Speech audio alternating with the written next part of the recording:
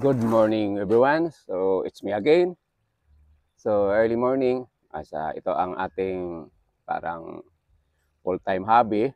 So kagabi I'm nanonood ako sa YouTube. So nakita ko yung mga master na gumagawa ng mga bonsai. So napanood ko, then may nakita ako na ganitong klaseng na plant. So ito pala, so yung binigay ito sa aking friend galing sa ibang bansa. Sabi niya, it is a boxwood. Pero yung nakita ko kagabi, it is a carissa pala. So this iba pala yung boxwood. Asa naman to akong boxwood rin. So basta may boxwood din ako dito. So bali dalawa itong binigay niya sa akin, including yung acerola cherry.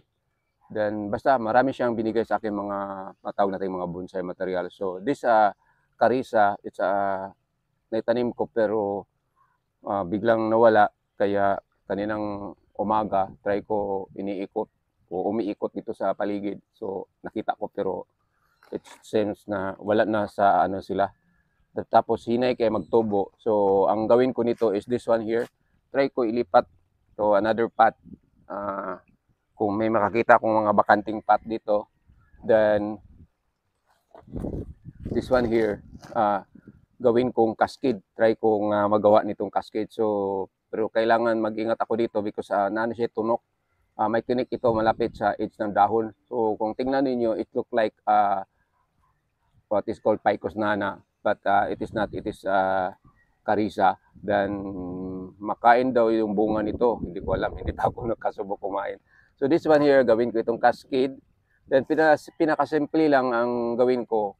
Just hope na hindi mabali because it seems na sobrang basa itong yuta or soil. So there's possibility nga mabanggi niya.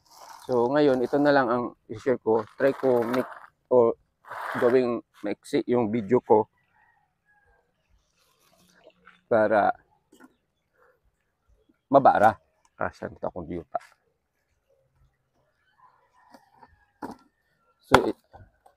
So it seems na dugay na ni siya kayo kay ang pat gani o itong mga alambre.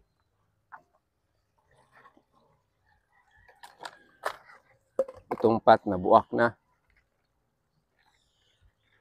So ito ang problema sa carissa, kay hinay ko siya magtubo.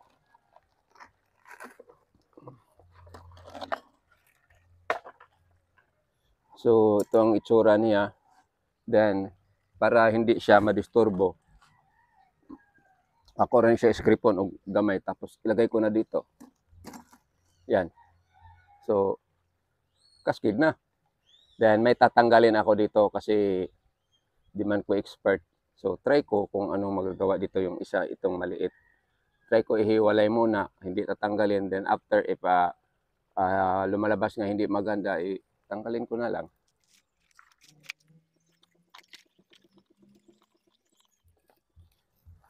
Before, yung nakuha ko ito galing Cebu, grabe ang dami kong sinisidlings dito kasi mataas yung expectation ko na kasi sa dahon lang niya, makapal yung dahon, tapos magandang tingnan kasi bilog.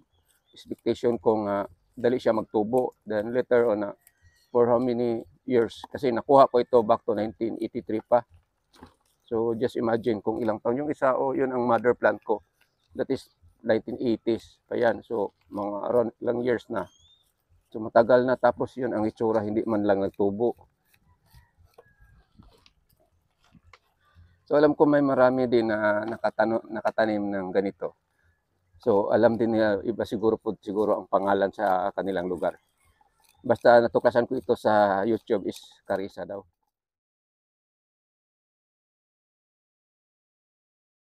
May mga ako dito, mga na tatanggalin. Iwanan ko na lang magustuhan ko.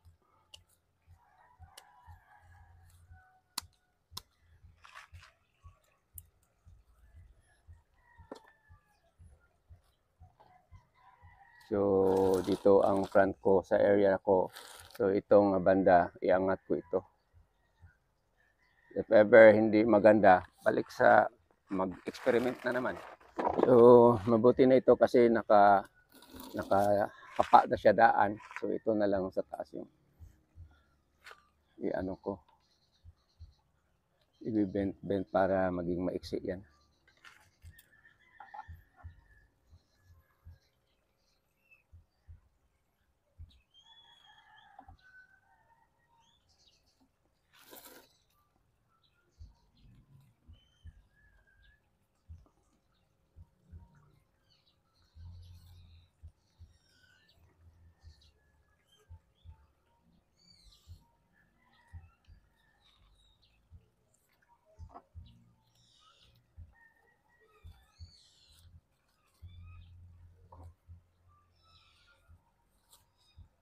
Ang hirap kasi may tinik yung dahon, so I decided to cut na lang yung parang i-depolit ko siya.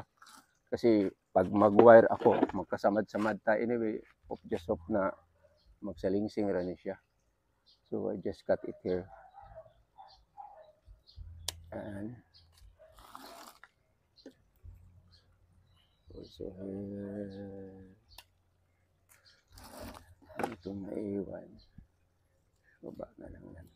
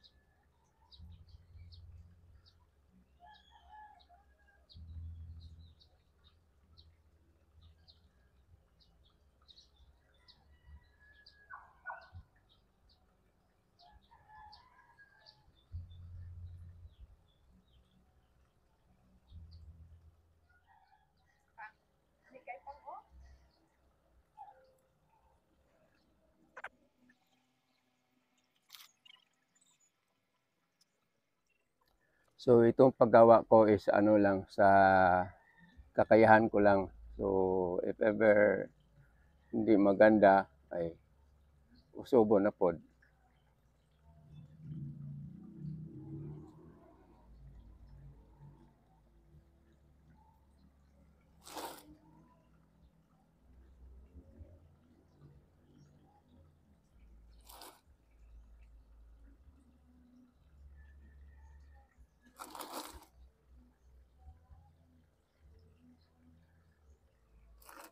So yun na. So, I just hope na maglabas ito ng mga salingsing or mga dahon. So, maging maganda. So, dito sa taas, sirip yung sa tip ko.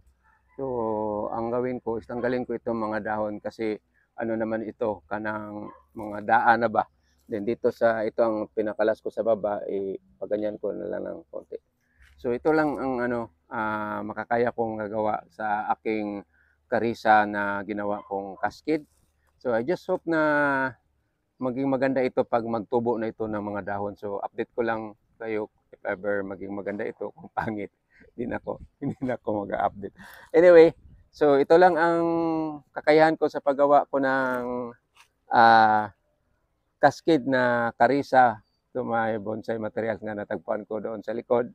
So, bali, it is a part 1, then a part 2 kato namang yung isa. So, yun, parang wala akong i-wire, gupit-gupit na lang yan. So, lipat to apat, then after, okay na. So, we will proceed to part 2 sa iba na naman video. So, maraming salamat sa panonood. God bless you all. Have a nice morning. I hope you. Bye-bye.